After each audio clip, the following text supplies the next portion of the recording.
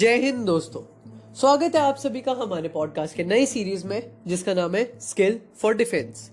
दोस्तों, जब मैं कहता हूँ डिफेंस, आपके दिमाग में क्या आता है? एक इमेज, बहुत ही पावरफुल, बहुत ही एक्टिव, बहुत ही लीथल इंसान की, जो देश के लिए कुछ भी कर गुजरने के लिए तैयार है। मगर एक और इमेज है जो बहुत ही कम लोगों के दिमाग में आती है, जिसका नाम है मेंटालिटी। एक फौजी की अच्छी मेंटालिटी होना बहुत ज़रूरी है। आज हम उसी के बारे में बात करेंगे। मेंटालिटी में भी हम आज सिर्फ करेज की बात करेंगे। करेज दो टाइप की होती है, मॉरल एंड फिजिकल। अब आप मुझसे पूछेंगे कि मॉरल करेज क्या होती है?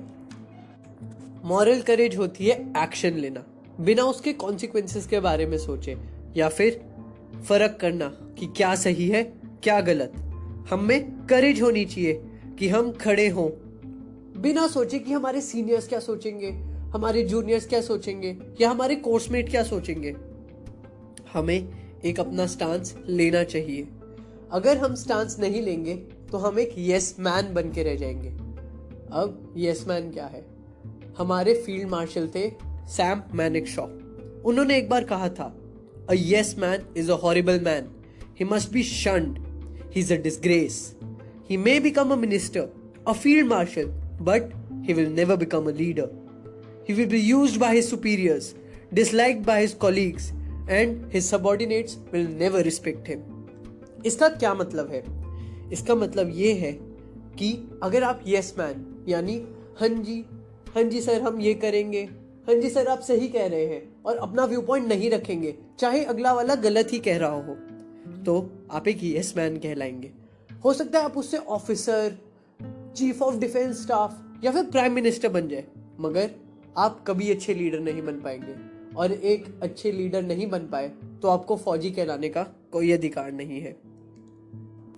तो अब बात आती है कि हम अपनी मॉरल करेज सुधारे कैसे। मान लो कि आप एक क्लास में बैठे हो, तो अगर आपको कोई डाउट आए, सीधे हाथ उठाकर उसे पूछो बिना सोचे कि मेरे क्लासमेट क्या सोचेंगे।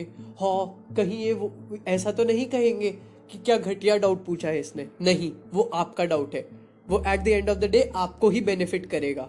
या फिर मान लो आप कहीं जॉब कर रहे हो और आपका बॉस आपको कोई काम देता है जो आपको लगता है कि गलत है, उसे कहो कि आपको ये क्यों गलत लगता है। अगर आपने कहा कि यस सर, तो आपकी कभी सही नहीं रहेगी और आपकी लीडरशिप क्वालिटी 0 हो जाएगी। अब हम बात करते हैं फिजिकल करेज की। फिजिकल करेज में हम बात करेंगे फियर यानी डर की। डर एक बहुत ही नेचुरल सी चीज है, जैसे भूख लगना। मगर अब बात यह आती है कि कई लोग कहते हैं कि मुझे तो डर लगता ही नहीं। तो दो बातें हैं, या तो वो इंसान झूठ कह रहा है या फिर वो इंसान ही नहीं है। डर सबको लगता है, मगर बात यह है कि कौन डर दिखाता है।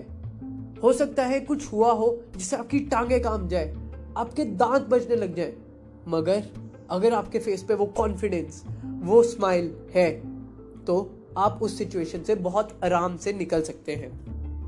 एक कंपनी या एक बटालियन अगर एक ऑफिसर पे डिपेंडेंट है और उसे ही डर लग जाए, तो कंपनी या बटालियन का मोराल तो ऑटोमेटिकली डाउन हो जाएगा, जिससे जंग जीतना बहुत बहुत बहुत मुश्किल हो जाएगा। इसी से रिलेटेड फील्ड मार्शल सैम मैनेक्शॉ की एक कहानी है जो मैं आप लोगों को सुनाता हूं। सैम मैनेक्शॉ 1945 में बर्मा में पोस्टेड थे। वो एक सिख कंपनी के कमांडिंग ऑफिसर थे। उनके अंडर एक सैनिक था जिसका नाम था सोहन सिंह, जो कि 6 फुट 4 इंच का था। उसको कई बार प्रमोट किया गया था लैंस नायक से नायक, मगर क्योंकि वो एक बदमाश था उसे कई बार डिमोट कर दिया गया था। तो इनके बहुत सारे लोग 1942 में शहीद हुए, जिनकी वजह से इन्हें प्रमोशंस करनी पड़ी। तो एक प्रमोशन कॉन्फ्रेंस रखी गई। प्रमोशंस के लिए सोहन सिंह का भी नाम आया, मगर सैम ने सीधे मना कर दिया। फिर कॉन्फ्रेंस खत्म हुई, नाम पब्लिश हुए जिनकी प्रमोशन होनी थी। फिर सैम अपने बादशाह में वापस आए जो कि जंगल में था, क्योंकि उनकी कंपनी वहां पोस्टेड थी। उन्होंने देखा कि उनका सीनियर सूबेदार बलवंत सिंह चिंता में उनकी तरफ दौड़ता आ रहा है। बलवंत सिंह ने कहा, साहब, सोहन सिंह को कैद कर दिया है। सैम ने पूछा, क्यों किया उसे कैद? तो बलवंत सिंह ने बताया कि साहब, सोहन ने कहा है कि वो आज आपको गोली मारेगा। फिर पेशी हुई सोहन सिंह की और सैम मैनेक्शॉ की। सोहन सिंह एक लाइट मशीन गनर था और उनके पास एक पिस्टल होती थी जो कि सोहन सिंह से ले ली गई थी। सैम ने पूछा कि सोहन सिंह, क्या बात है? वो कहते हैं, साहब, गलती हो गई। सैम ने फिर कहा कि तुम हमको गोली मारोगे? और उन्होंने सोहन की पिस्टल उसे पकड़ाई और कहा, लो, मारो मुझे गोली। तो सोहन सिंह कहते हैं, माफ कर दीजिए साहब, मुझसे गलती हो गई। सैम मैनेक्शॉ ने उसे एक थप्पड़ लगाया और कहा, जाओ, केस खत्म या केस डिसमिस्ड। मगर फिर भी बलवंत सिंह को चिंता सता रही थी। वो उनके सैम मैनेक्शॉ के कमरे में जाते हैं और कहते हैं, साहब, मुझे अभी भी डर लग रहा है, वो आपको गोली मारेगा। तो सैम मैनेक्शॉ क्या करते हैं? वो कहते हैं, सोहन, इधर आओ। सोहन आ जाता है। वो कहते हैं, आज तुम मेरे बादशाह की रेकी करोगे, मतलब उसकी पहरेदारी या उसकी गार्डिंग करोगे, और सुबह 5 बजे मुझे एक चाय का मग्गा और एक गर्म पानी का मग्गा चाहिए। सोहन कहता है, ठीक है जनाब। और अगले दिन 5 बजे चाय और पानी दोनों तैयार थे। अब सैम से पूछा गया कि क्या उन्हें डर नहीं लगा था? तो उन्होंने कहा कि हाँ, उन्हें बहुत डर लगा था, मगर अगर वो डर जाते और ये दिखाते कि हाँ, वो सोहन से डर गए, तो जो उनकी कंपनी है वो कहते, हाँ, कैसा ऑफिसर है जो सोहन से डर गया, ये क्या हमें कमांड करेगा? यही नहीं, कई सोचते कि जंग में अगर ये हमें कमांड करेगा तो हम मारे जाएंगे, जिसकी वजह से फिर से उनका मोराल डाउन हो जाता। तो इससे हमें क्या सीख मिलती है? इससे हमें ये सीख मिलती है कि फिजिकल करेज भी बहुत ज़रूरी है।